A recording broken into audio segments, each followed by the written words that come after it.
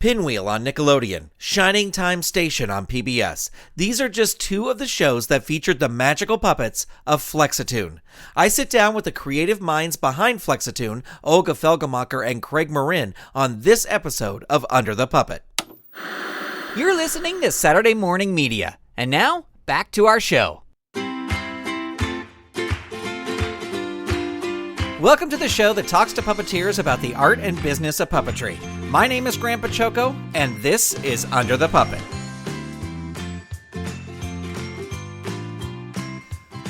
Welcome to Under the Puppet. This episode, my guests are Olga Felgemacher and Craig Marin of Flexitoon. Not only have they created and performed puppets for legendary kids shows like Pinwheel on Nickelodeon, Shining Time Station on PBS, and Kids TV on Showtime, they have also created puppets for theater and one of the biggest Super Bowl commercials of all time. I am super excited to have Olga and Craig join me via phone for this talk about their incredible careers. Well, Craig and Olga, thank you so much for taking the time to be on Under the Puppet today. Well, we're really glad to do it. Nice to hear from you, Grant. Excellent. Well, I would like to start, some of these questions I'm going to ask both of you, and then I have specific questions for either one of you, but I would like to start with Olga. Olga, do you remember your first exposure to puppetry when you were younger? I sure do. It was in kindergarten, and this two people came in, and they set up this really nice stage with, red and white stripes, and then there was green and gold valence, and I was all excited. And then they started to do the show, and these people came up, and they were yelling at one another, and the man was hitting the woman with a stick, and they threw the baby out the window. It scared me, and I ran to the back. I ran to get out of the classroom, and the teacher stood there and barred the door. And it was a Punch and Judy show. That was it terrified me, and that was my first exposure to puppets. And yet here you are still involved with puppetry, even after that. And through the years, I've taught her the finer nuance of like the Three Stooges, so she understands that kind of stuff. Oh, perfect. Oh, yeah, we had a son, so I watched my fair share of Three Stooges and things like that. So I know when you get poked in the eye, but it's just make believe. Right. Well, and Craig, I know your early career. You were exposed to Sandy Becker and Chuck Mccain as a kid. Yeah, that's right. And my dad was a cartoonist in vaudeville. So my first memory of anything that had something to do, sort of like with puppets, was my father drawing cartoons for my bedtime stories and telling me the stories and then doing the voices of the characters he was drawing. So that was fascinating to watch him draw. So I've always drawn and always been drawn to that. And then the very first puppet I saw was I was super young, 3 years old, and I was watching my old black and white television set where the screen is about 8 inches and the cabinet's about 45 inches, and I was sitting there watching it, and there's a bunch of kids sitting in bleachers, and suddenly a door opens and a sliding pond that's in the middle of the bleachers. This man comes sliding down this thing with a boy on his lap, and everybody's laughing, and every time this boy said something, everybody laughed. But I looked closely, and the boy didn't seem to be real. And I realized that this guy was making this character talk. And it was Paul Winchell and Jerry Mahoney. Oh, wow. So I loved that so much. It just got me right in my heart. And I feel like there was a lightning bolt that went off in my head, some kind of past life regression coming forward into this modern time that said, I want to make other children feel the way he makes me feel right now. Yeah, that's amazing. Yeah, he was a master. Just to tell you what a master he was, when our son was little, we showed him some of Paul Winchell's tapes with Jerry Mahoney and Knucklehead Smith and everything. And Gabe's friends came over, and then word spread, and then we had to have regular showings of Paul Winchell and Jerry Mahoney tapes in our living room for Gabriel's friends because they thought it was hilarious. And the kids would come over. Kids would come over and say, "Can we watch the dummies?" And we were friends with Paul, so he sent us early VHS stuff that he was just beginning to transfer and all. So that became a ritual. But yeah, so then from there I saw this puppet on the roof of a house on television in black and white singing about the weather. And it was just so fascinating because there was no Paul Winchell next to him. He was standing by himself. And that happened to be Jingle Dingle, which was one of Sandy's puppets on Sandy Becker's Funhouse. And he did the weather report. And I just thought, well, if I don't have to be seen, that's even better. So I started sticking my hands around corners, and I'd make puppets, and my father would draw the faces for me. So it's always been that kind of personality transference of creating and taking an inanimate object, believing it's alive, and have other people believe that as well. Yeah. And I know I mentioned Chuck McCann. You actually got to go to Chuck McCann's studio, right? Oh man, that was just the great. See, he was my super duper idol, because not only was he amazingly talented, he was on 5 days a week and 4 hours on Sunday, and he had puppets and cartoons, and he would read the comic strips, and he would dress up like Little Orphan Annie and read Little Orphan Annie while the camera showed the strips, and he'd be doing all the voices of the detective, of Annie, of Daddy Warbucks, while dressed up like Orphan Annie or Dick Tracy or Dondi, and it was fascinating. And then the puppets would do incredible bits, and then introduce Three Stooges films. So it was everything you need. What more do you need besides puppets and cartoons and Three Stooges, really? And so, and we share the same initials. So I thought that was something that was really vital. And so when I think I was 13, might have been 12, I lived in Queens. And you were 12. I was 12. Okay. My dad Yeah. worked in Macy's, so I knew a little bit about the subways. And I just, after school one day, I got on the subway and I went down to the WPIX, the Daily News Building, which is where WPIX is. And I went up to the 10th floor, and it always confused me that Channel 11 was on the 10th floor, but whatever. And I went in and I put the puppets on my hand in the elevator, and I came off and I walked up to the reception lady, and I said, she said, what? I said, I'm here to see Chuck McCann. And she said, well, he doesn't have an audience. And suddenly from behind me, this great big fella who's probably 6'5", who I only saw on TV in black and white, was standing there in living color. And he said, well, what if we're here? And I put my puppets up and I said, my puppets. And he said, oh, and he put his arm around me and he led me down the hallway. And Chuck McCann used to begin his show singing Put on a Happy Face, dancing down this Channel 11 hallway, which was just, it was, of course, put on a happy face. And then he would lead you into this TV studio. And what else would you want to do except that? And so he actually put his arm on my shoulder and led me into the studio and sat me down there. And he was so kind. And he said, look, I don't want you to do anything except laugh. And I said, okay. And then I got to see him do some of these bits live, because it was live TV. It was going out there as it was happening. And he had a few minutes to kill at the end of the first episode. And he went, come here. So I ran there with my puppets. And then when they came back, he interviewed me with the puppets. And I went home and I was the hero to the neighborhood and stuff. But I knew that was just the beginning. I painted a big 11 on my bedroom door, much to my mother's chagrin, but what the hell. And then I started kind of going back there little by little. And I want to mention that his puppets were made by the great master hand puppet maker, Paul Ashley. And Paul Ashley's puppets were phenomenal. They were little hand puppets, and their mouths moved, and their eyes closed, and their eyebrows moved, and it was just fascinating. And in Chuck McCann's hands, these were living, breathing make-believe. And so I became friendly with Chuck and with Paul Ashley, and I was just there so much that little by little, Paul would say, hey, hand me that puppet, or go get that one. So I would run and I would go do that, and I'd actually get to handle these beautiful, beautiful things. And one time they were doing a bit, and they were taping this bit, and Chuck called me over, and he said, hey, when I nod my head, pull this string.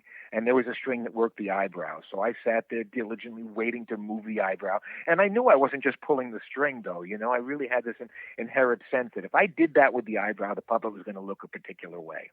And so they appreciated that aspect in my super young approach. And I became friends with Chuck mostly and stayed friends through the years. And then life and things intertwined, and we got back in touch with him. And he came to the set where we were shooting a show for ACTV, which is an interactive television network, and that's where Olga first met Chuck. Oh my God. This is when I got to New York, I met people that would talk about, we talk about kids shows and stuff, and Chuck McCann. I grew up in Cleveland, so I didn't see his show. but everybody loves this man. Anyway, we're taping, and I go backstage behind the set, and there's this man came in, and I ran to him and threw my arms around him, and then I thought to myself, what are you doing? This is a strange man on 42nd Street, no less. And I backed off, and it was just like, hi, I'm Chuck McCann. I'm here to see Craig Marin. I was just like, oh, my God. No wonder that he had, I don't know what he had, Grant, but it came through the television screen. Yeah. He was just big. He epitomized that phrase, larger than life. Yes, for sure. I was fortunate enough to meet with him, and I worked on him with him a couple things, and he was a legend. He's amazing. Oh, that's so great to hear you say. And no matter how old he was still a kid. He was Absolutely. the biggest kid, yeah. And so after that meeting with Olga that time, I know we've jumped ahead to like 1985, but still after that meeting with Olga, he said, would you like anything from me? And I said, well, how about like a compilation videotape or something like that? And he said, oh, okay. Like a month later, and I forgot about it because I was sure he forgot about it, but he's always been a videophile, so he's always had editing equipment, stuff like that. He put together a 2-hour videotape for me from the beginning of his career with all the stuff he had, with him on camera talking to us, which is, when I used to watch him do it on TV, I was sure he was saying my name anyway, but he was actually saying my name, and he put on the clips and the puppets and the behind-the-scenes stuff, and then at the very end, he put on something called The Puppet's Prayer, which he said he wrote just for me. And it was a passing the torch kind of moment. And if anybody goes to YouTube and looks up A Puppet's Prayer, you'll see this beautiful, beautiful thing really to puppeteers everywhere. Yeah, I will link to it. I've seen it, and it's amazing. And I'll link to it in the show notes for this episode so people can find it right away. Oh, Grant. Yeah. Olga, I wanted to back up really quickly. I know Craig said that his dad was sort of in the entertainment business. Were your parents creative at all? Well, yes. They ran a sweet shop, and my mother grew up in a candy store. Yeah. Yeah, I grew up in a candy store. So I would do shows in my backyard, and I would bribe my audience, the kids in the neighborhood, because I could offer free refreshments from the candy store. So I always had a nice audience. And my uncle, who lived right next door, was a wood carver, and so and painted, and the women in my family all did. They sewed, they knitted, they did all of that stuff, and I really, really liked it. And so I grew up. That's how I grew up. Yeah. And I went to the Cleveland. Right. I was just going to say Cleveland Playhouse, right? Yeah, yeah. Yeah, I was in the Cleveland Playhouse. Did a lot of children's things, and I also studied ballet with. I was going to be a dancer until I left for college, and then I was still maybe going to be a dancer. My teacher came from Russia with Balanchine, and he was best man at Balanchine's first wedding, and he had been the artistic director of the Russian Imperial Ballet, so I had some real training there, and I mean that's what I grew up with. The opera, ballet, the legitimate theater and everything. My family, we didn't watch cartoons. I wasn't allowed to look at any of the comic books in the store, which of course I snuck them all the time and did. But it was a different kind of growing up. They were Olga, from Europe. Olga went to Northwestern and as drama. And theater major, yeah. Yeah, and did a lot of stuff there. And then when she finished, I got to star in some of the big productions at Northwestern. There would have a lot of good actors there, and I was a good actress, and I got the lead in several of the productions at Northwestern. But I also loved costuming, and I came to New York kind of not knowing if I was going to do costumes or act or what, and I did both. I did off-Broadway, I did television, I did costumes for a ballet company whose name I can't remember, and then Mary Anthony, and I still kept up with my dancing, and Mary Anthony offered me a job in her dance company, and that was like one of those decisions, those crossroads. And I said, no. And still pursued acting, and I started in off-Broadway, the Midnight Cry by Wallace Hamilton. And then a actor's friend, was working with this company, Niccolo Marionettes, and invited me to a dress rehearsal.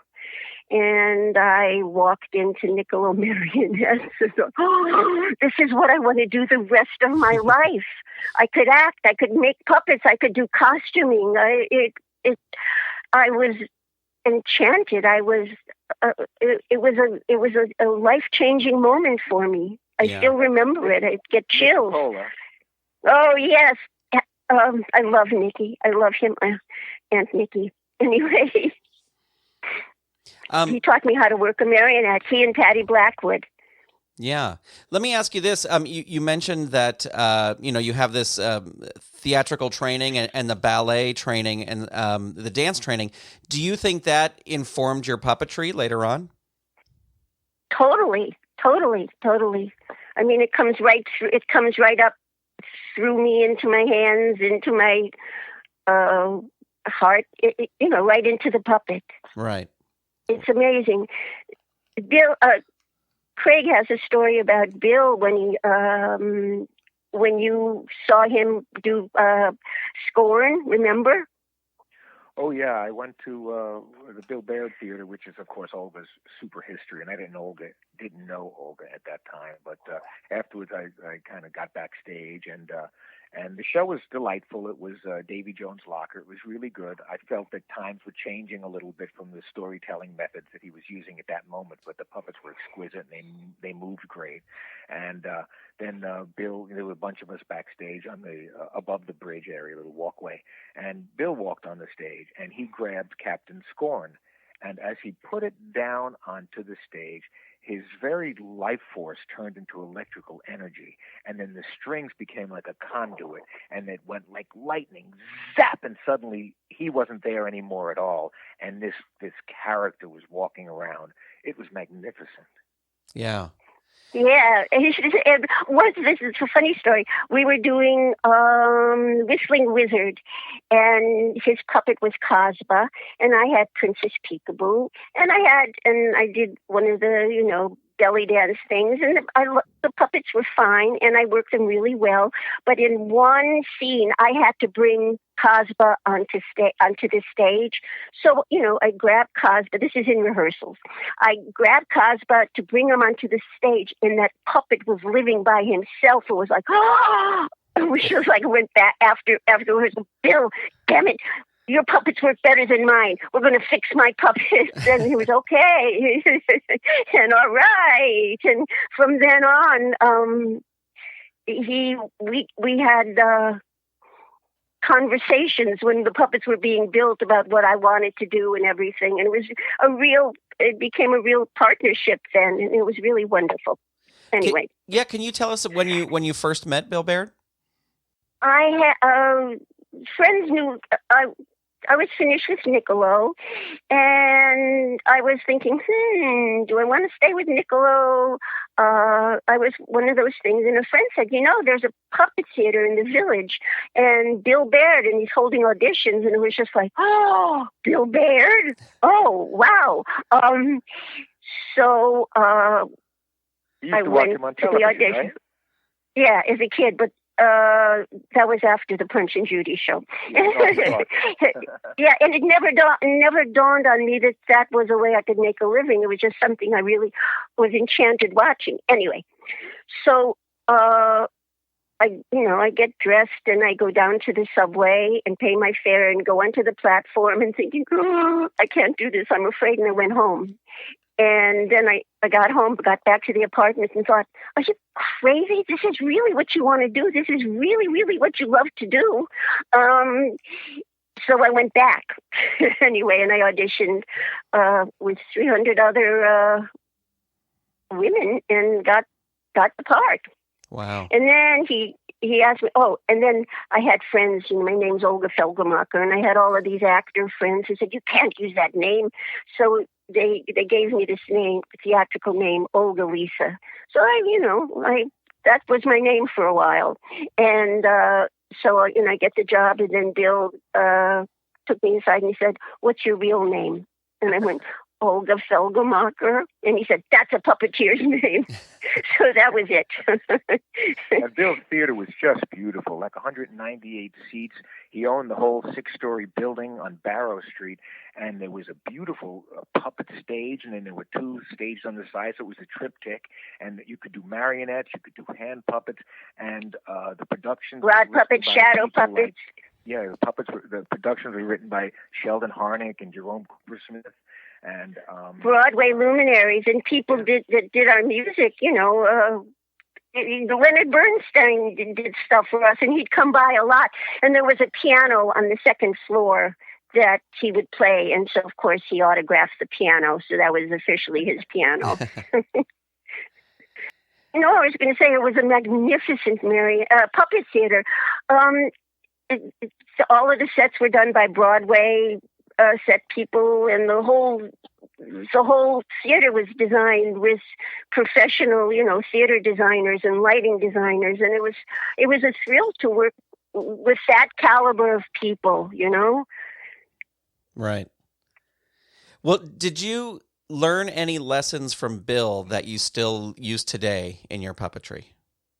Probably 1,000 that I can't even call small and big. And he was a genius. He played all of these instruments, and he was extremely well read. And Buckminster Fuller was one of his best friends. Would come to the theater. I mean, he was truly a Renaissance man.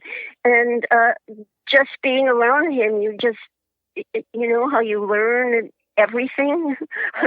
Philosophy. What? By osmosis, yeah. Yeah. It's hard to pinpoint one thing, but he was one of the blessings of my life to, begin. I was really in the beginning stages of being a puppeteer. Nicola was the very beginning. And, actually, then I worked with Dorothy Zakonic between Nicola and Bill. Dorothy she's no longer with us, but she was an amazing puppet builder, and what a character. Yeah. She was one of the founders of Niccolo, as a matter of fact. Yeah. Well, Craig, I want to talk to you a little bit about, you started, from what I read online, as a junior in high school, the Marco Puppet Theater. Is that correct? That's right, Grant. That was really a coming together of all the things that I had been doing as a kid before that. I was always doing puppet shows, and then puppets could behave in a particular way, and I saw that. So there were a few seeds that were planted that gave me like a hint towards originality. And one of them was watching the puppets when Chuck Mccain would be doing the puppets when they'd be taping, and this would be between takes, of course, the infamous between takes. Right. And so this one particular puppet, Homer the old trombona, he was up there and he's waiting for his cue, and one of the stagehands' name was Dulio. And Dulio was going, "Hey, Homer, you got a big nose. Hey, Homer, what are you doing?" Hey, bugging him like that.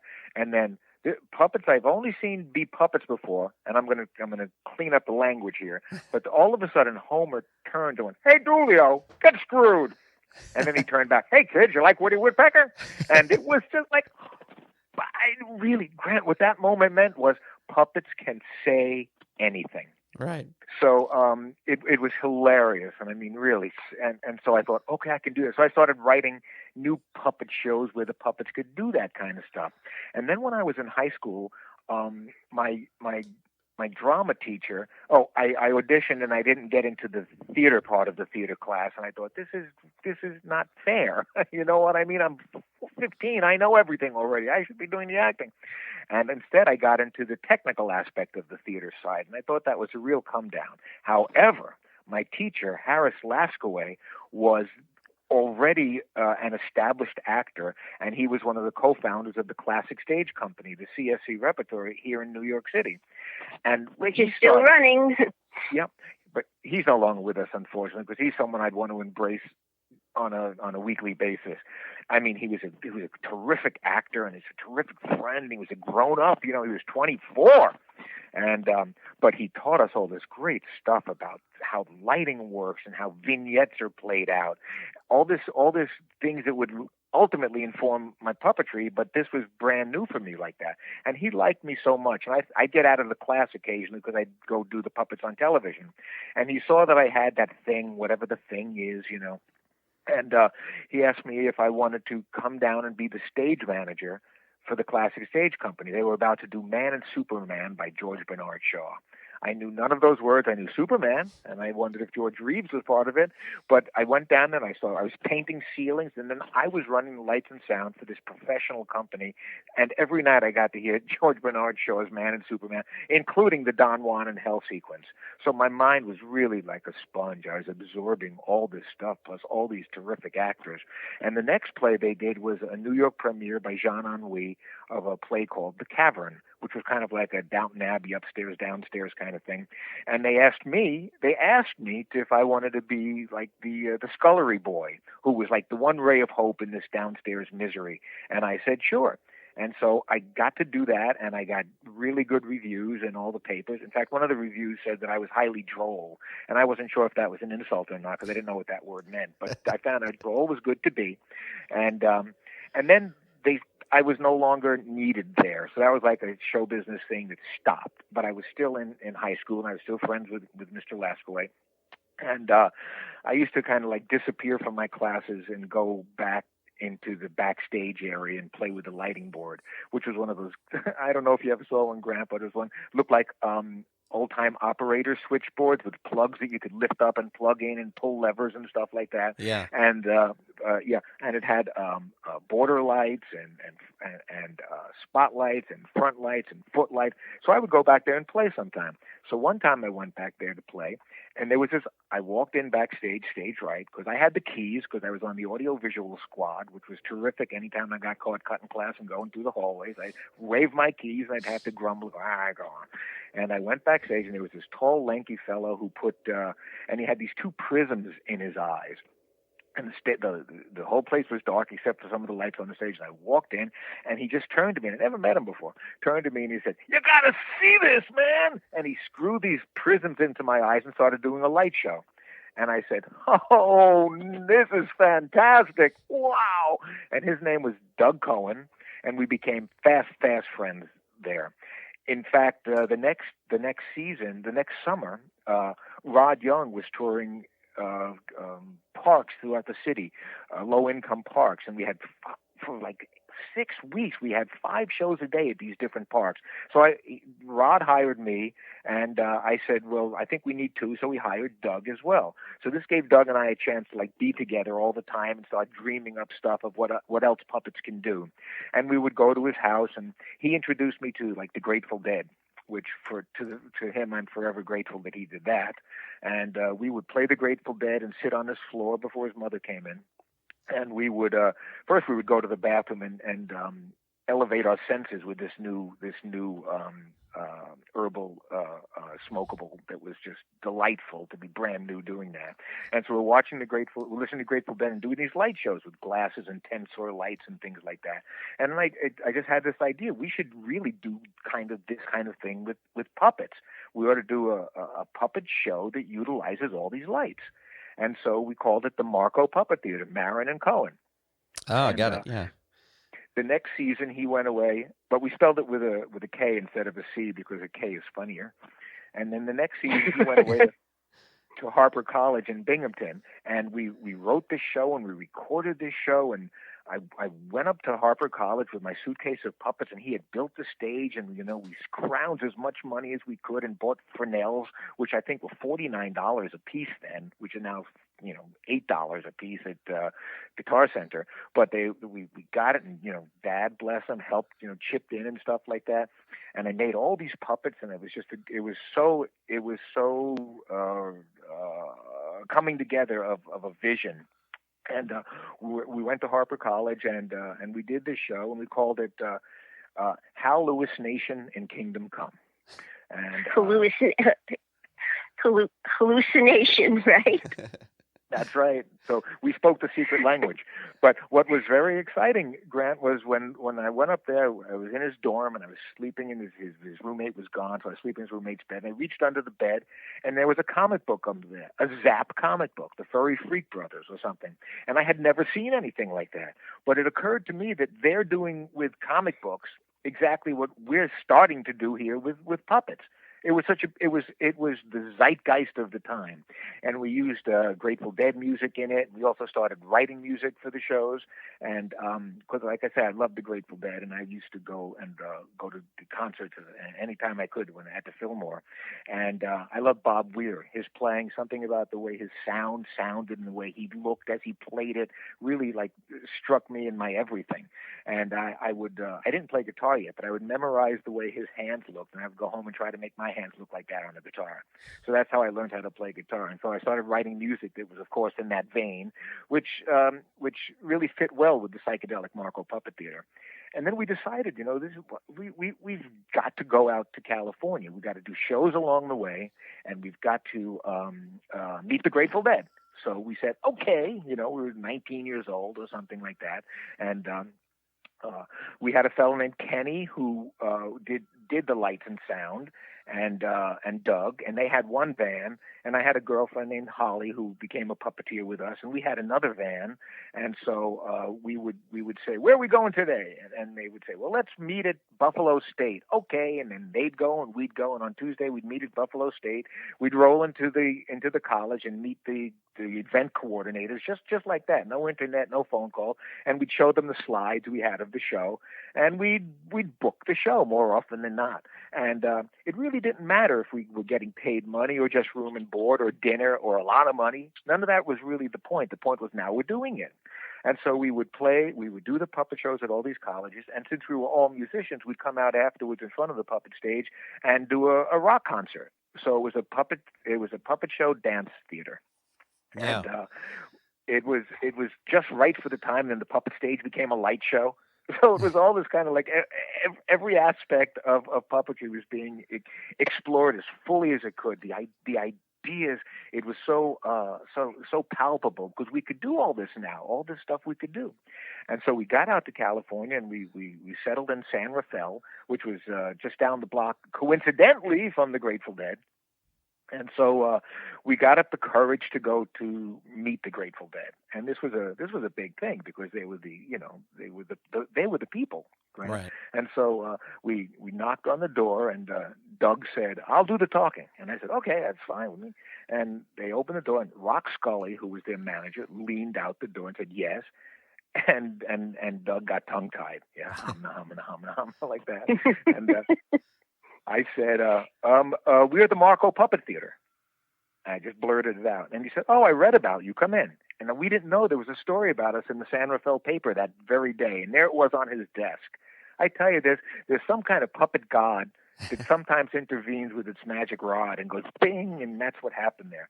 And then Bob Weir came in, and they all looked at the slides, and they said, well, what do you want from us ultimately? And we said, well, we want you to know we exist. They said, fine. And so we went home, we're on a cloud, yay, walked home a few blocks, and get home and the phone rings. And it's Rock Scully, and they wanted to know if we wanted to do our puppet show at Jerry Garcia's birthday party on Saturday. I'm assuming you said yes. We cleared our schedule. and we did. And we drove it was out at Mickey the drummer, Mickey Hart's ranch in Novato. And so we drove out there, and there was the gate. It's the first time I ever saw a sign that said trespassers will be shot. But there was a gate there, and then they opened the gate, and Bill the drummer comes walking towards us, and he leans into my side of the window. He says, what's this? And I said, we're the Marco Puppet Theater. He said, is it dirty? And I said, no, it's psychedelic. He went, oh, that's good too. So we did our show and became fast friends. The Dead ended up booking us at different clubs around the San Rafael area, and it was a dream beyond a dream come true. It's exactly what we kind of like. We were remembering the future. Yeah. Well, that is incredible. That's an amazing story. Olga, I would like to kind of segue back to you a little bit. And I read online that during the time you were working with Bill Baird, you also had a sort of a standing offer to join Jim Henson and the Muppets. Is that correct? Yeah, if I ever wanted to. And then Bill's theater closed.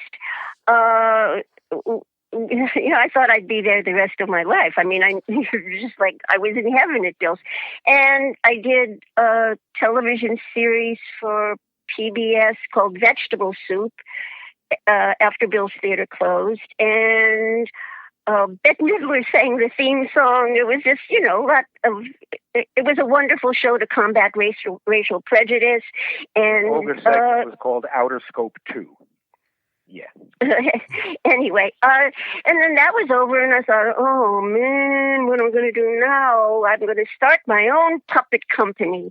And I thought, Jim offered me a job. Maybe I'll see about that. I got to pay the rent. And so I called and asked if that job offer was still on, and he said yes. So they were in between things. So, Jane and I were going to do a live puppet show and take it around to hospitals and things. And then we kind of worked on that a little bit, but then Sesame Street was taping. So I did a whole lot of Sesame Street stuff and, got to sing and do puppets and do that. And then the movie happened and I did the movie. But the whole time, Jim, yeah. And Jim was really wonderful to me, but it was wonderful, but I really wanted to do my own thing. I had different visions that I wanted to happen. And so I kind of let it be known that I really didn't, that I wanted to do my own thing. And then I met Craig, but when we first started, Jim would call, and even though I wasn't full time, he would, call, and I would do a segment of Sesame Street here and there. If somebody wasn't right for singing a little kid or something, I would come in and do that. And so it was really a nice, amicable. I don't want to say parting of ways, but how would you phrase it? I went on to do my own thing. Right. Well, I think that's important. When you have a dream, you got to follow that dream, even if there's something that's perhaps a big opportunity, or perceived as a big opportunity. If it's not 100% hitting you right where you need to be, then you need to move on. You're right. Exactly. Everybody thought I was really FN. Yeah, you're with the Muppets. What are you, crazy? And it was just like, no, I see things different through a different lens. Anyway, and then I met Craig, and my world changed. Well, yeah, and I heard that you two initially met due to a puppeteer getting injured. Is that story correct? Yeah, that's yeah. Right. After I finished doing the Marco Puppeteer, I moved back east, and Holly and I were doing shows at schools and television and commercials and all that kind of stuff throughout New England. I think we were kind of at that time the go-to puppet company. It was wonderful. But then it was just, okay, now we're starting to just do all this stuff together, and she was no longer my girlfriend. We were just working together, and things started to, to evolve. And so I heard about a theater. I was living in Massachusetts, and my actress girlfriend, who was living in New York City, told me that she read that there was auditions at a theater downtown that needs puppeteers for outside the tri-state area. So that would be quite a schlep for me to come down there. I said, well, what's the address? And she said, 59 Barrow Street. I said, Janet, that's Bill Baird's theater. I'm coming down.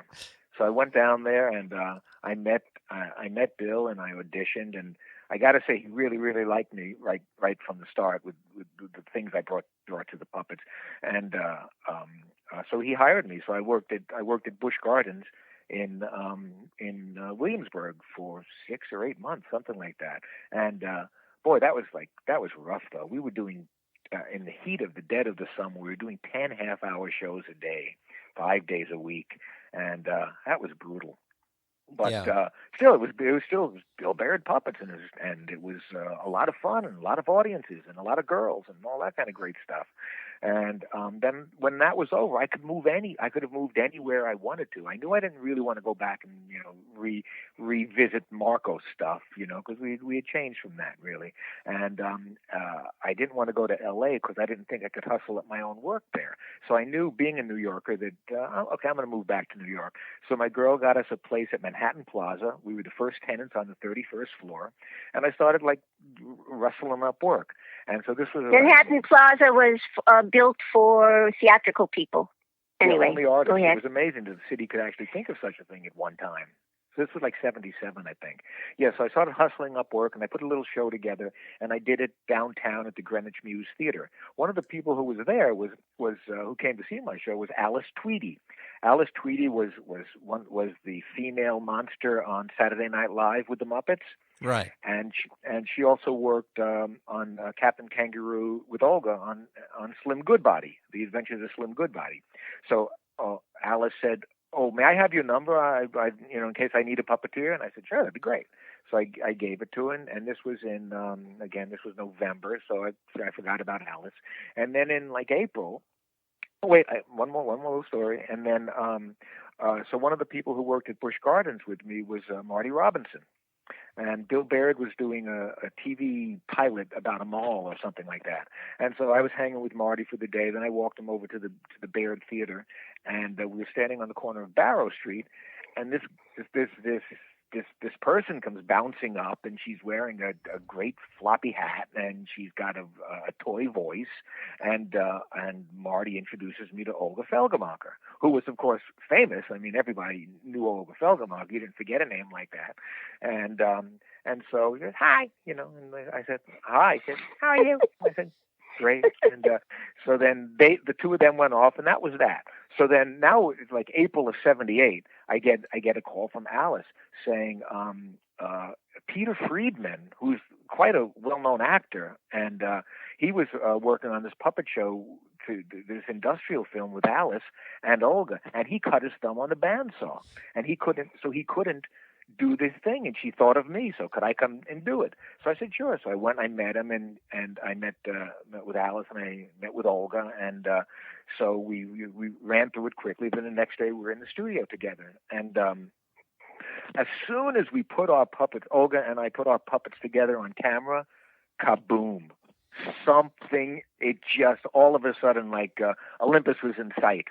And they just knew how to react with each other and move, and her voice and my silly voices and stuff like that. They just blended so well. And then when we finished the shoot, it was terrific, and we decided that maybe we should get together sometime and try to play with puppets. And she said sure, and I said sure, and that was it. Nothing happened. The year went by. I was doing this and that. I think she had finished the Muppet. She was still doing Sesame Street, yeah. And we went to a party at Tommy McLaughlin's house. You know Tommy McLaughlin? He's a Silicone fellow. Anyway, he was having a puppet party out in Long Island, and I went with my girlfriend, and Olga went independently with her boyfriend, and we met at the party, and it was talking, and that was all fine and good like that. Then the great Alan Guin, that gentle master of all things balloons, was driving back into the city. So does anyone need a ride? So in the front was Alan driving, and then Olga, and then Olga's boyfriend, and in the back was Marty and my girlfriend and me. And we're driving down to Grand Central, but I'll tell you, Grant, there was really nobody else in the car. In fact, it wasn't even really a car; it was a flying carpet. And the whole time, Olga and I were just the world was swelling. If you imagine, like an iris, in a film, an iris that's opening up, and all of a sudden, there's a clarity there. And that's what it was like meeting her. So then we definitely got together after the first of the year. And my birthday is New Year's Eve, so everything is really secular for me. So we said, let's get together after the first of the year. We got together after the first of the year, and we've been together ever since. Oh, that's amazing. That's a wonderful story. And you've had such an amazing creative partnership throughout that whole time, too. It's just unbelievable. we pioneered a lot of things. I just realized that one of our first television things was Roaring Donuts with Stubby K, and how do you describe that? They were going to before. Craig, would you describe it? Before that you were allowed to give away things for kids? Yeah. It was called Roaring Donuts, and it was about a van race and a scavenger hunt, and it was going to go like through the alphabet, so that my characters and the other character, Stubby K and his granddaughter, would try to beat each other in this van race and find things that began with the letter A or the letter B. But they were giving away the booklets that you could play along with them, like at McDonald's. And they were giving them away. But the FCC, right at that moment, Action for Children's Television, FCC, stopped, and you couldn't do that any longer. You couldn't have a show that had something to do with giveaways. Giveaways. Like that. Can you believe it? Now they give away, and now it's just like flooding the market. But then we pioneered that, and it was a little ahead of its time. Stubby K was just great, though. By working with Stubby K, it was a thrill in it, and he loved the puppet. What a pro! Yeah, what a legend, right? Yeah, we flew out to Hollywood to do that, and I think before we did that, though, I think we did the Miss Peach shows, right? Oh, right, with Danny, right? Yeah. Danny Segrin, who was Don Celine's assistant. In fact, if you look at some of the very first seasons of pictures behind the scenes of Sesame Street and Ed Sullivan and stuff, Danny Segrin is almost always Ernie's right hand. So he was a puppet builder and a puppeteer, and then he got this account to do puppets for the Adventures of Slim Goodbody in Nutra City, and very Muppety kind of puppets, but still with their own distinctive style. And Olga mentioned me, and Alice Tweedy was working on that show too. So I came in and I did a season of Slim Goodbody, and that was really fun. That's where I met Danny, and then Danny got this incredible account to turn the Miss Peach comic strip by Mel Lazarus into a puppet special, 4 puppet specials, and half hour for Metromedia, and we were shooting them up in Toronto. And so we all went up there to shoot that, and Marty Short was one of the voices, and a bunch of Second City people did some of the other voices, and we did the voices as well. But first-rate production values, and they were written by Mel Lazarus and Ed Charlack, who created Mork and Mindy. So it was Robin Duke was another one of the voices. Yeah. It was like an early family kind of situation. Plus, Toronto wasn't the media center it's become, and so there was a real homegrown vibe to the whole thing. But as we were doing the show, by the way, quickly, I must tell you a secret. So don't tell anybody except the people who are listening to this podcast, that Danny Segrin is also Spider-Man on Electric Company. Okay, so top secret. Okay, and and then when we were doing Miss Peach, he got a call from one of his best friends named Sandy Kavanaugh. And she was putting together a show for a network, a new network, a cable type thing or something like that. And they needed marionettes. And Danny says he doesn't do marionettes, but he knows these people who do. So we spoke to her, and she said, well, can you make some designs for it? And we said, yeah, but as soon as we came back to New York from Toronto, we flew out to California to do the Roaring Donut show. So as we were coming back on the plane, we were designing these characters, and it turned out to be that the startup network was something called Nickelodeon, and the show was called. Yeah, and we tell people we're doing something called cable, and go, huh? Nickelodeon? What? Yeah, they would think we were in a Nickelodeon. Oh, you're working in some kind of old-fashioned Nickelodeon place, or something? No, it's a television network. We even spoke to the union. We said, we're after members, so what do we do about that? And they said, well, I don't know. They said, get at least scale. So we made a deal a little bit more than that, but there was no other protections beyond that. But really, it was all of a sudden our puppets are marionettes. So this was our first real opportunity to create marionettes for television. Because until that, I can't think of any besides Howdy Doody, and then in the intervening years, everything had been taken over by Muppety kind of puppets, Right. and they specifically wanted marionettes. So we were able to pull out all the stops and make all these inventions and stuff, like the hobo bugs' mouths, the way they move, and they had fiber optics for hair and little motors in the wings and carved and, really like childlike marionettes. And we ended up doing 260 one-hour shows over a 32-week period. Wow. It's amazing. How involved were you with the development of those new characters? Like, did they just give you free reign, or did they say, "Oh, we want hobo bugs or a snail or whatever"? No. Well, I don't know if free reign is the word, but we met with them and we came up with the characters. It was going to take place in the garden, so then we were off and running. Right. A garden, oh boy, we can do this and this and this and So pretty much free reign. Yeah, pretty much. I mean, we came to them since we knew it was that. We came to them with some suggestions. Like, we thought that, for instance, Silas the snail should always be going someplace but never getting there, because it doesn't matter. It matters where you are. Right.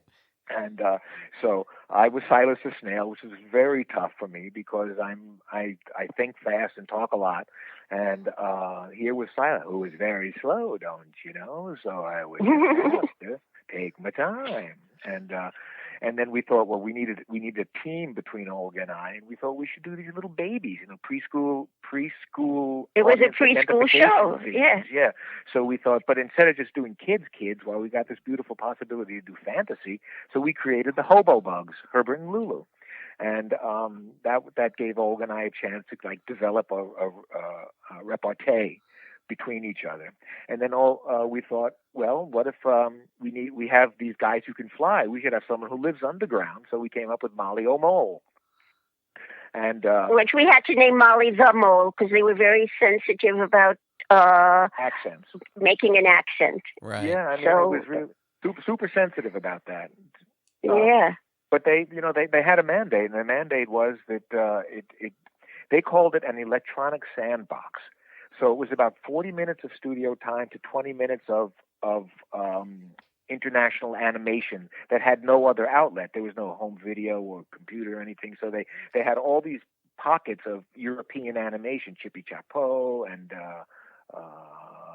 Butterfly Harold Ball. and the Purple Crayon. That's right. Yes, Stein. Yeah. Right. And so they got all these films, and they would write sketches around, let's say, with the Butterfly Ball. So we'd be able to do like 45 minutes interspersed about butterflies, and that was a really, really smart thing to do.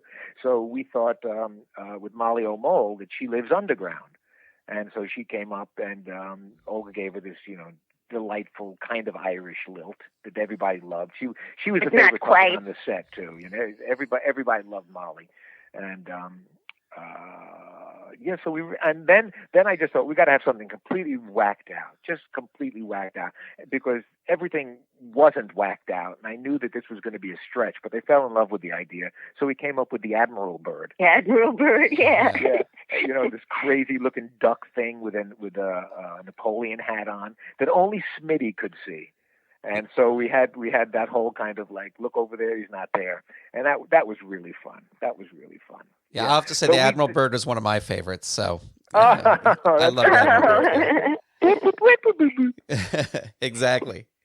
Could you talk about some of the other puppeteers you worked with on that show? Oh, the wonderful Brad Williams. He was. I miss him. Yeah, he was. I think we'd be working with him in other capacities if he didn't meet a very untimely demise. And he did Ebenezer and Plus and Aurelia and Luigi O'Brien. Yeah, and he had been part of the formative when it was Cube in Columbus, Ohio. And Strange Little World is the producer of that was a fellow named Bert Dubrow, who went on to produce Sally Jesse Raphael and Jerry Springer, and became one of our dearest friends. And although we don't, he had left Nickelodeon at that point. But so we did. So Brad did those, and we got a really nice chance to blend our marionettes with his hand puppets. And then Jim Jenkins was one of the art directors on the show, and he was also Brad's assistant, who played Vinus. And he went on to do phenomenal things like Doug on Nickelodeon. Mm-hmm. Yeah, reading about it, it seems like it was a pretty impressive crew of people working on that show. And it was a big production, so a lot of the behind-the-scenes guys were in the business for a long time, and he was a nice, steady paycheck. And they all liked us. We had Ferd Manning, was one of the prop guys, and Don. Oh, what was that wonderful fella's name, Dolly, who did the sound? He was great. He was just great, and the cameramen were mostly younger guys, and we were all of the cameraman. Yeah, and you know something, Grant. When I look back on it, it was really pretty wonderful experience. No one knew really what it was going to be or how long it was going to last, because we were really living in the present, creating this kind of magic. And subsequently, we were on the air for 10 years. Yeah. It's one of the longest running shows on Nickelodeon, right? And we got it kind of put Nickelodeon on the map. Yeah. We got in there right before they decided, let's merchandise everything. Because their mandate. Yeah, we were approached. Yeah, we were approached by several people who wanted to make toys of our Pinwheel puppets, and Nickelodeon said, "No, we don't want to be commercial. We don't want to do that." Right after that, did, which was after all. Though, and they started Nick Jr., then Nick in the afternoon, then Nick at night. So that was where that. Oh, here's an interesting puppet eye view of something. Olga and I were on the Marionette Bridge at the wall in Pinwheel House, and sometimes it was easier just to stay up there than to go down between takes. And so we were up there leaning on the bridge, and all of a sudden these guys in suits come by, and they're kind of talking to each other and stuff like that. And they're leaning on the hedge down below, so they don't see us, and we're overhearing it. And one of the guys is talking about they're starting this brand new network, all music. They're going to call it MTV. And I turned to Olga and said, "That's a good idea." And soon it will never show music that's on that show, on that channel. I know, man. It's just so. Anyway. Well, you also worked on another sort of iconic show that I know lots of people remember called Shining Time Station, and I would love to know how that job came about. That was a beauty. We had an idea for a TV series. We called it Cartoony Vision. And I always missed the kind of kid show, like the Chuck Mccain kind of show like that, where the characters, where the hosts would do stuff and then introduce cartoons. So I thought, I was watching, going back and forth between Channel 5, Channel 11 here, and one had Woody Woodpecker, and one had, what was the other one? Some kind of other normal cartoon. They were back and forth like that. And I thought, well, wouldn't it be interesting if we were able to create these wraparounds for cartoons, but make them non-specific? So every market could plug in their own cartoons to these funny cartoon wraparounds. So we had, instead of a VJ, we had CJ, who was a cartoon jockey, and it was in his video booth. And at the beginning of the show, this character would come in and deliver all these videotapes, and these were the cartoons we were going to show. And then we'd do funny bits with different puppets coming in and out. And we did like a 2-minute bit and a 3-minute bit and a 2-minute bit with titles. And we thought we would shoot those and offer those up to different networks. Went to NatB to try to sell it. And because we would never say, now here's Woody Woodpecker. He'd say, now here's one of our favorite cartoons, stuff like that. And so in order to write it, I wanted a real sharp writing friend, and we had done some specials for Metro Media with Leslie Fuller, and those were called Crumpet Corners. And I asked Leslie if she wanted to write it with us, because she wrote some very good scripts, and she said, this sounds more like a job for Sean. And I said, okay, who's Sean? She said, well, he was the one of the original editors of National Lampoon. And he could use the job right now. I think you guys would get along. So I met Sean, took him out for a bite, and we hit it off like crazy. He understood the sensibility. He helped create the sensibility. And our producers were NEP. NEP was mostly a mobile trucks that could go out and big sporting events and things like that, but they wanted to get into television production, and they also had editing facilities. So we had an office up there, and Sean and I went there, and we had a blast writing these ridiculously ridiculously rude and funny intros. Truly, Yeah, funny, truly. you know, right with a real kid sensibility. And Sean was just a great writing partner. And but the show didn't sell due to the vagaries of time. But you know, something was really interesting. I went to Nappy to sell the show, and we didn't sell the show. But I met a fellow there named Dan Link, who became one of my best friends and the producer of our special Going Up. And he was representing Paul Winchell's project. So through Dan, I got to hang out with Paul again. So that was just, you know, you never know. You never know what's going to happen. You just got to keep open to the possibility and learn from your experiences. But right. Even when it gets tough between things, you just have to keep going if this is what you want to do and not do something else. Yeah, the between times are the toughest. But that's also what's great about, you know, actually being an artist, because if you're not performing, then you can be building. If you're not building, you can be writing. If you're not writing, you can be sculpting. So there's always something to. Right. Or you can just be. And you know, all those things are necessary to feed on the great puppet experiment. And then so years went by. You know, I spoke to Sean occasionally. Went on and did other stuff. And then it was a Friday afternoon, and we get a phone call from Sean. He said, "I'm over at Channel 13, WNET. They're doing a new kids show. They need puppets, and they need your puppets, but they don't know it yet. Get over here." So this was late on a Friday afternoon. So I had a Dracula puppet that was made in the Paul Ashley style. We brought Herbert and Lulu, and one other one, I don't remember. And so we went there. Hand puppet one. Skylar, I think. Yeah, a Muppet style puppet, yeah. Yeah, because we weren't sure what the job called. What they wanted, yeah. Yeah.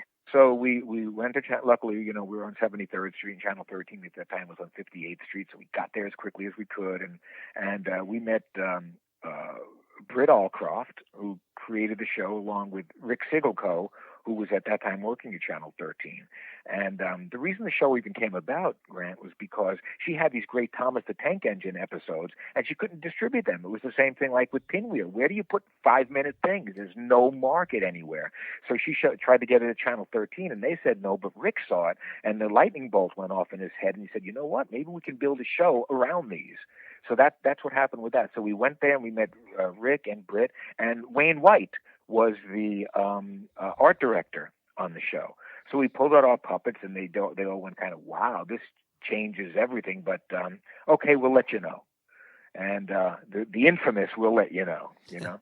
So we packed our puppets in a case, and we kind of like went home feeling kind of light in our feet that was okay. But it was Friday, so the longest weekend in the world went by, and you know, we didn't want to. Kept ring, phone, ring, phone, ring, and the phone wasn't ringing. You know, and so we on a Sunday we decided, well, we can't hang around here. We had an answering machine. Let's go and prove our independence. You know, or whatever the hell silly stuff we said. And we wanted to take Gabe to the park. Our son to the park. We took our little boy to the park and went to the east side, and there was and I said, I'm going to go check messages. So I had to go find a payphone. And so I'm running up and down the block to find a payphone. And Olga stays in the park with Gabe.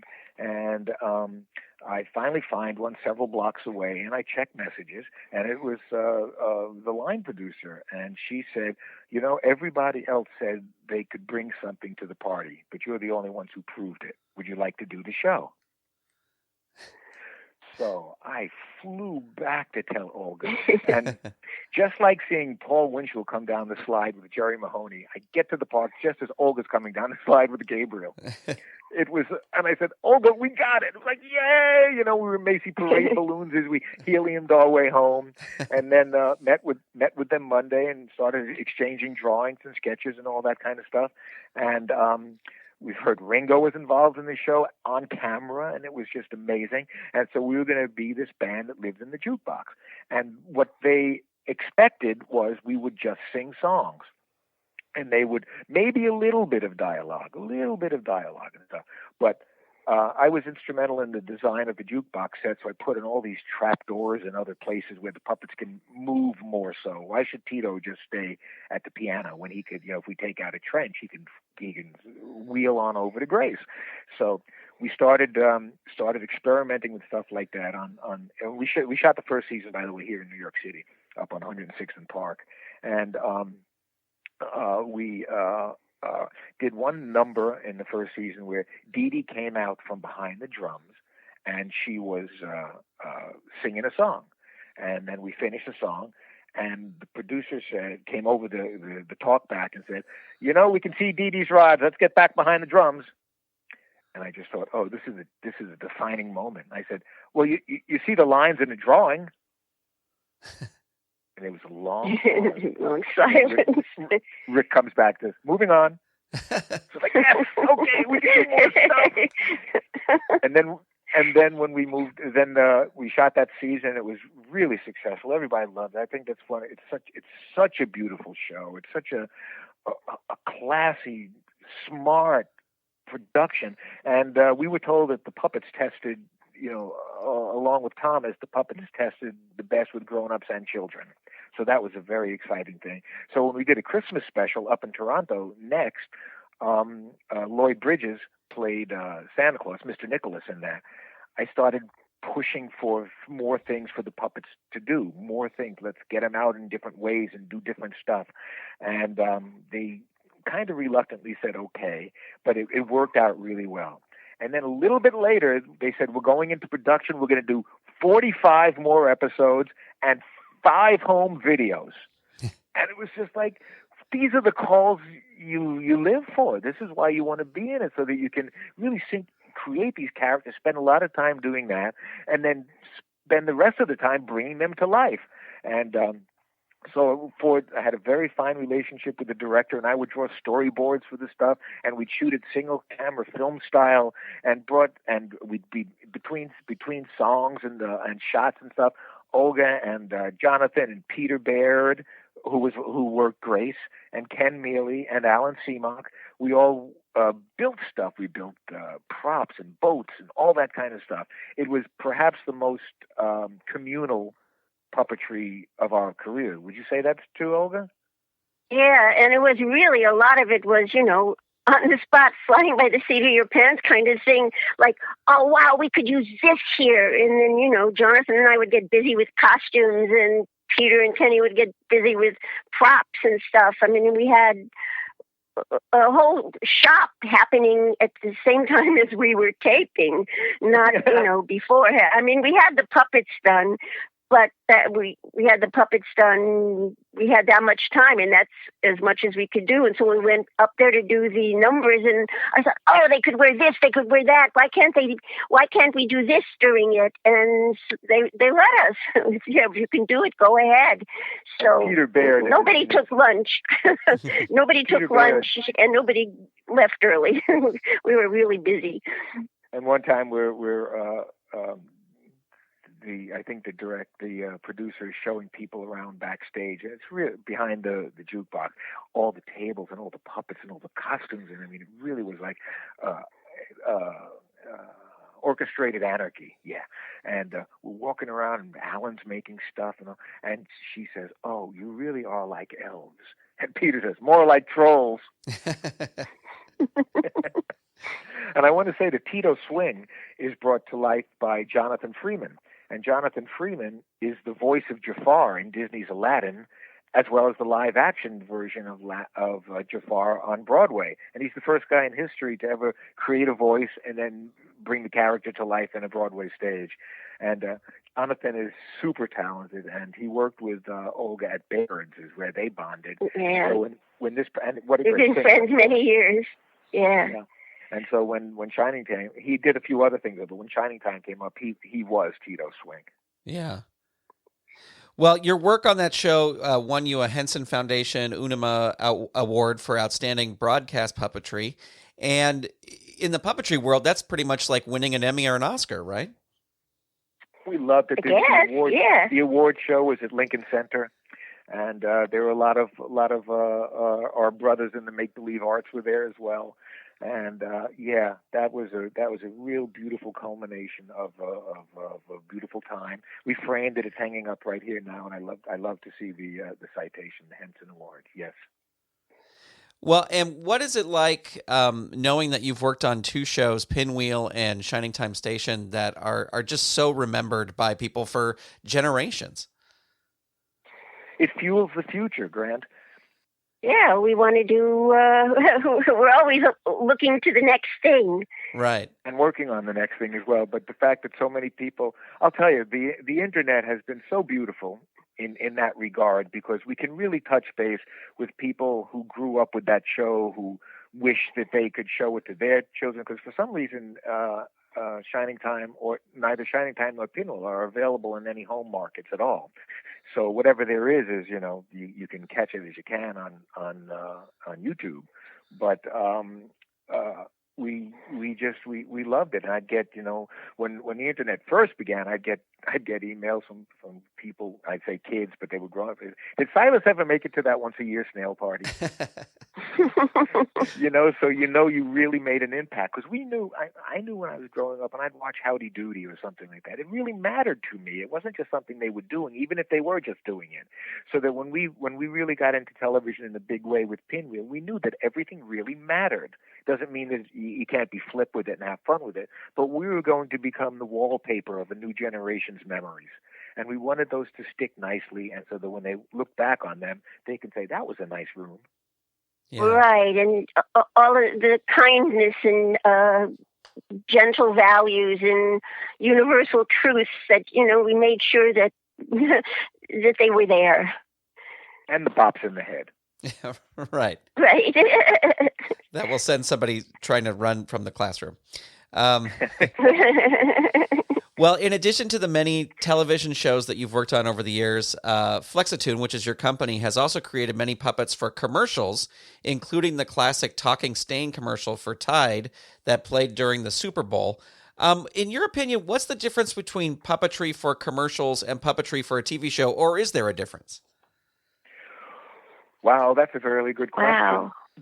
I think the difference is don't be an auteur if you're doing a commercial. There's a lot of different killers working in that business, and they have a particular thing that really, really matters. We were doing a commercial for Oxidol, and we were 4 singing socks in a sleigh, and there was a live person there doing the pitch, and they'd be pulling the sleigh along and pushing the snowbanks on the side of us, and it was really, really delightful. And one of the characters we came up with was a sock with, I don't know what you call those kind of hats, with the earmuffs and the flaps and stuff like that. Sure, yeah. It was on his head, and he had no eyes.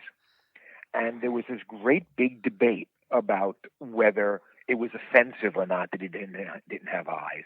In fact, I was kind of flip, and I shouldn't have. But he said, "What if someone from the lighthouse sees it?" I said, "How are they going to see it?" But I've learned to temper that aspect. Yeah. Myself. But but that helped me realize, no, they're seeing something different. And we had a big, deep argument. We were doing Captain Highliner's fish sticks or whatever it was, and we had this really good idea that Captain Highliner was going to wear blue and have an orange beard, and they said no, we should have a white beard, and I argued that he should have an orange beard because the logo is blue and orange, and we went back and forth, and they said okay, and it looked better. It looked the blue better. And orange looked better than But it was a Pyrrhic victory, because ultimately, just give them what they want, really. It wouldn't have mattered to me to do it the other way if they really wanted it the other way. Right. So, whenever we do things like that, I'll make a suggestion. If they don't want it, it's okay. Whatever they want, we can do, because it's their thing. It's like I heard when Bruce Springsteen won the Oscar for the theme song for the movie Philadelphia, his speech was so beautiful. He said, "Thank you for inviting me to your party." And I think that's kind of the same thing with this. When it's that, give them just what they want, except a little bit better. Right. Right.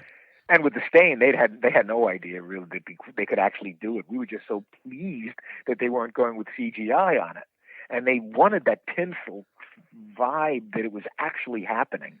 And so we devised this system.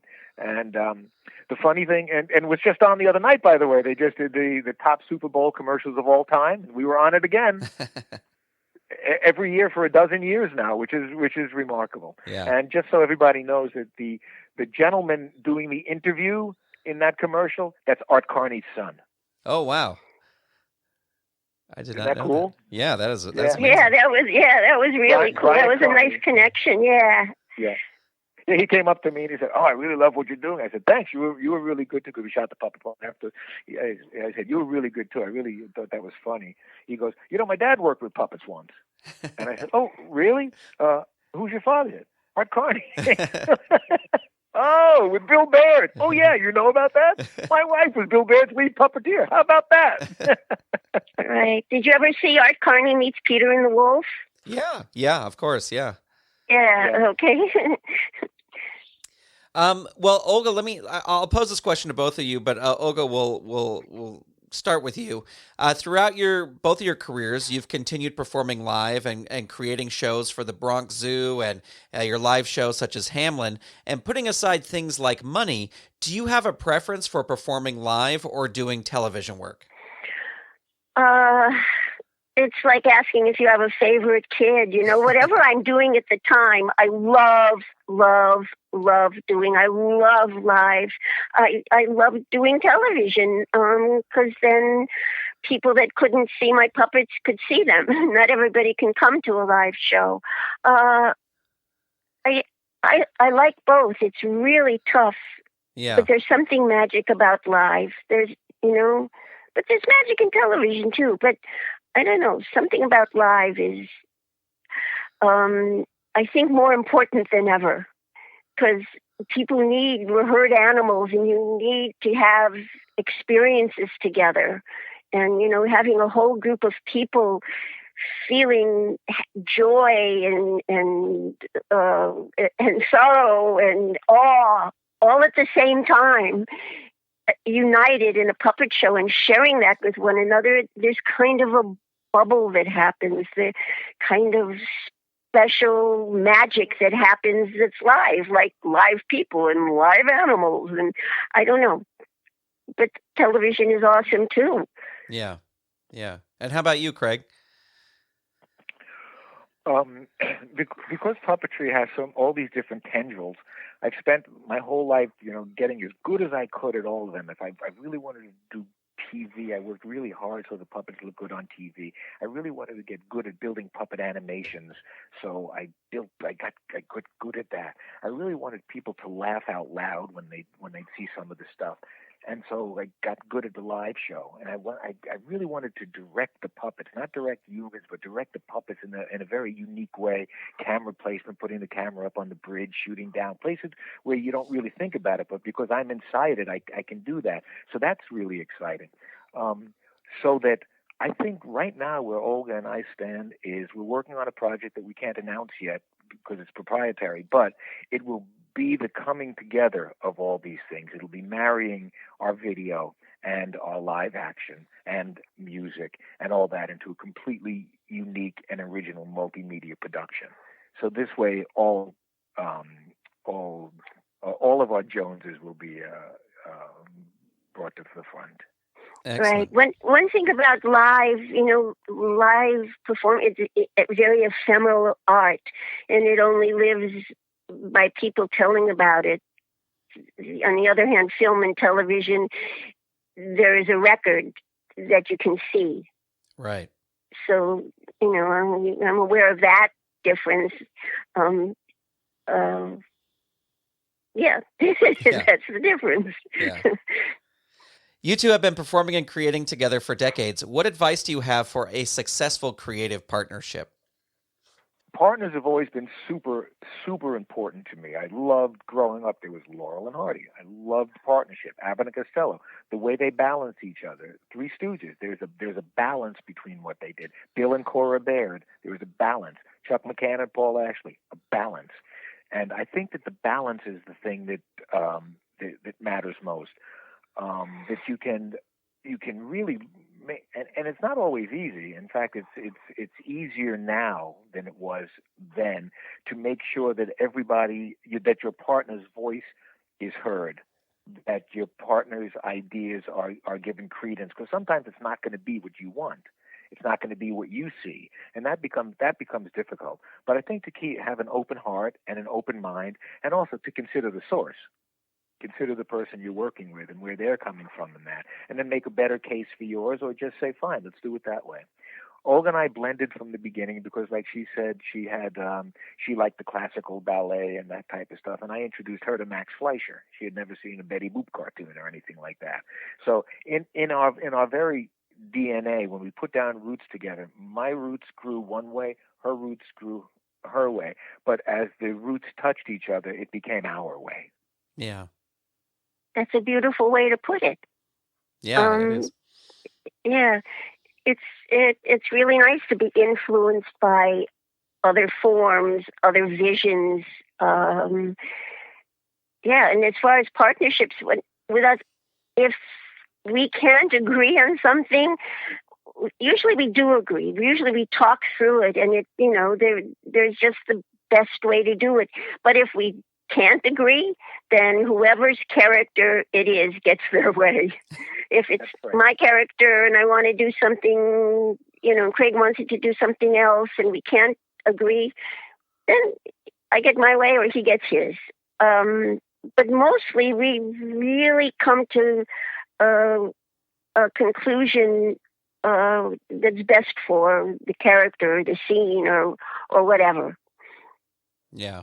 And it's at the heart of the whole thing. Olga and I are really good friends. We really like to spend time to each other. We spend a lot of time creating, and sometimes the creating is just making stuff up and putting it into the ether and then letting it go. And we enjoy those kind of conversations with that. I know when I first met her and we would be lying down together and we'd go to sleep, it would be like a giant cartoon bubble would appear as we're dreaming, but we'd be dreaming the same dream. Oh, that's incredible. That is awesome. Well, as we wrap up here, I would love to ask both of you, what has been the highlight of your puppetry career so far? We had a very recent highlight that we are just so kind of amazed that it was as beautiful as it was, but we knew it would be this way. We got this call out of the blue, and Olga and I are firm believers in bolts out of the blue. We're struggling along trying to get something pitched, and the phone rings and says, holy crap, let's do this. So this one came, and a fella called, and they said, we're working on an off-Broadway show about Hans Christian Andersen, but it's not going to be the Frank Lesser version. It's going to be darker and all that. And we're looking for puppets, and can we come and see you? So we said, sure, of course. So this troupe of wonderful people came in, Don Sanders, a director, and Vanessa James, a designer, and businessman Aaron Grant, and the producer fellow who called us up. They came here to our place, and we had pulled out particular puppets like our mermaid puppet and our giant HG homeless guy puppet.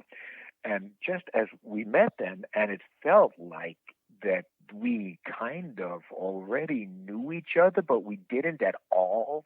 And as we started talking through the show, it became like, this is really kind of sounds remarkable, and it's going to be run for 6 weeks or something at the Duke Theater on 42nd Street, and it'll be blending our puppets with this one fellow who's going to play Hans Christian Andersen on a giant toy theater set that's going to have these dummy boards, these painted cutouts representing other people, and he'll be doing their voices, and we'll be doing all the other stuff.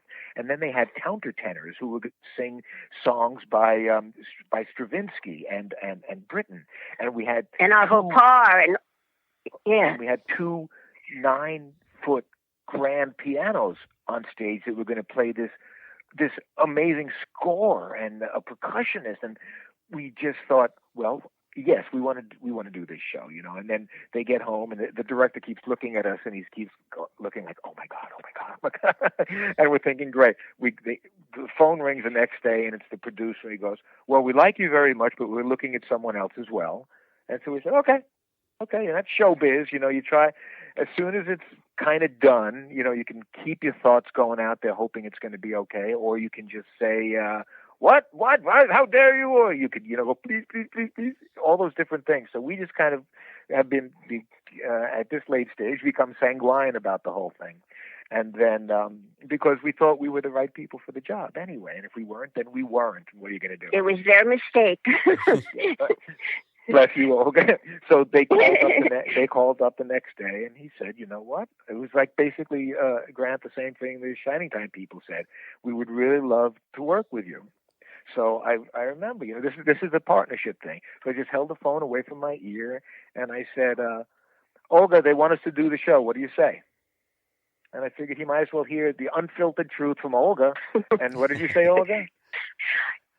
Yeah, I have a whole bunch of antique lace I want to use because it was a period piece, so I could hardly wait to get started with those puppets.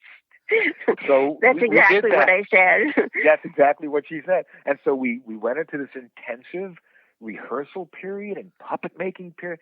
It was so exciting, so thrilling, and to watch something to grow organically with with other people, with the musicians, the director, with the actor, because Hans Christian Andersen, the movie had a very dark seem, story. Actually, it had a very dark and sad story, and I love the little match girl and ugly duck. I mean, his tales have remained with me my whole life, and all over the world he's revered. So it was interesting to see his story brought to life for adults. This wasn't for children by any means. And we had very good houses, and the director was terrific, and the sets and the puppets were so well received, and we interspersed them throughout where they should be, and we created a little Pierrot marionette that I put Hans Christian Andersen, the actor's face, on the Pierrot, and it just organically grew and became his alter ego, and the audience.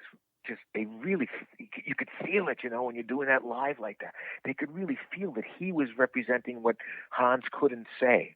And that was really the most exciting recent thing that we did. Would you say that's true, Olga? Absolutely. Yeah. And the director, when we're beginning rehearsals, he said, Jim knew that I acted, and said, "Would you mind if you said a few lines live?" And no, not at all. Well, it turned out I had pages and pages playing Hans's mother, and I was like, "Oh my God!" The most heartbreaking scene in the show, Grant. I wish you could have seen it. It was heartbreaking because it came towards the end, and everything had been building to that, and we didn't even know it. And I don't think the director even kind of knew it because of the organic nature of the way we put it together. We all put it together, and Olga had a puppet on her hand that was the little match girl at the same time as Olga being the mother dressed in all these rags, having an imaginary conversation with Hans.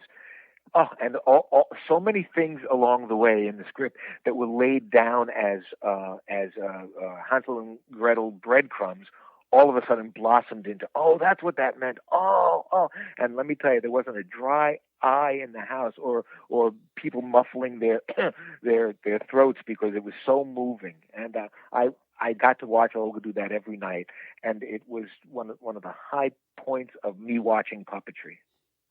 Incredible. I saw some photos of it online, and it just looked amazing. I wish I could have got out to see it. Me too. Well, if folks would like to connect with you two or Flexitoon online, where can they go? They can go to Flexitoon.com. We have a website that has lots of video. There's Pinwheel, there's Shining Time, there's a lot of the other shows we did, there's commercials and all that kind of great stuff. And they can also write to us at flexitoon@gmail.com.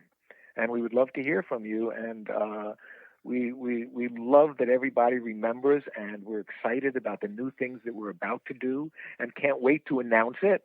And Grant, this is a terrific thing you do, and we really appreciate being part of it. Oh, it's absolutely my pleasure, and thank you both for taking so much time. We've gone over an hour here, but it was just such a compelling story, and Olga and Craig, just thank you so much. Terrific, Grant. Well, thank you for thinking of us and for giving us a call. Yes, thank you. Oh, it was my pleasure. Thank you. Thank you so much for taking the time. I appreciate it. Bye. Bye. Bye. Many thanks to Olga Felgemacher and Craig Marin for taking the time to talk to me for this episode. For links to Flexitoon as well as to some of the items we discussed on the show, check out the show notes for this episode number 39, over at underthepuppet.com. Now it's time to announce the winner for episode 37's giveaway for a brand new Jim Henson Company hoodie. Okay, the question was, what did Raymond Carr's performance partner jokingly say all of his movies were about? And the correct answer is God and Women. And the winner is Kai Wright. Congratulations, Kai. Your Jim Henson Company hoodie is on its way to you. Thank you so much to everybody who entered. Well, now it's time for this episode's giveaway, and it is for an autographed copy of the book Making Puppets the Fairyland Way, signed by the author, Randall J. Metz, who we interviewed back in episode 27. This book features illustrated step-by-step instructions on building hand puppets, marionettes, and rod puppets, and it also includes tips on starting your own puppet show. Novice puppeteers will find great value in this book, and pro puppeteers will learn a new technique or two as well. Making Puppets the Fairyland Way can be yours if you can answer this question from my interview with Olga Felgemacher and Craig Marin. On the TV show Pinwheel, what material was the hobo bug's hair made out of? When you find the answer, send it in an email to underthepuppet@gmail.com with the subject line giveaway, and you'll be entered to win. All entries for this giveaway must be received by March 15th, 2020. The winner will be chosen at random from all correct entries and be announced on the April 1st, 2020 episode of the show. Good luck! Well, that's going to do it for this episode of Under the Puppet. I welcome your feedback via email at underthepuppet@gmail.com or via Twitter, where the show is at username Under the Puppet. You can also follow the show on Instagram at Under the Puppet or Facebook, where you can find the show's page by searching for Under the Puppet. I want to hear your suggestions for questions I should be asking and for future guests. Let me know who I should be talking to. Thank you so much for listening. Talk to you next time right here on Under the Puppet. This episode of Under the Puppet featured music by Dan Ring and was edited by Steven Staver. Under the Puppet is a production of Saturday Morning Media and made possible by the Saturday Morning Media Patreon patrons who've gone to patreon.com/Saturday Morning Media and set up a monthly pledge for as little as $1 a month. Patrons get new episodes before they are released, behind-the-scenes information, and exclusive bonus episodes. If you'd like to support this show and the other fun content from Saturday Morning Media, become a patron. Head on over to patreon.com/Saturday Morning Media and set up your monthly pledge today. You can also tell a friend about the show or leave the show a review on Apple Podcasts. Thank you so much for listening. Under the Puppet is copyright 2020 Saturday Morning Media, Grant Bachogo executive producer, all rights reserved. www.saturdaymorningmedia.com. The new Under the Puppet app is here for iOS and Android, and it is absolutely free. Download it today to get all the episodes of Under the Puppet in one place. Plus, you'll hear new episodes before they're released, get exclusive bonus episodes, and more. Just search for Under the Puppet in the Apple App Store for iOS or on Google Play. You can also visit SaturdayMorningMedia.com/apps for direct links. The free Under the Puppet app for iOS and Android. Download it today. You've been listening to Saturday Morning Media. Stay tuned. We'll be right back.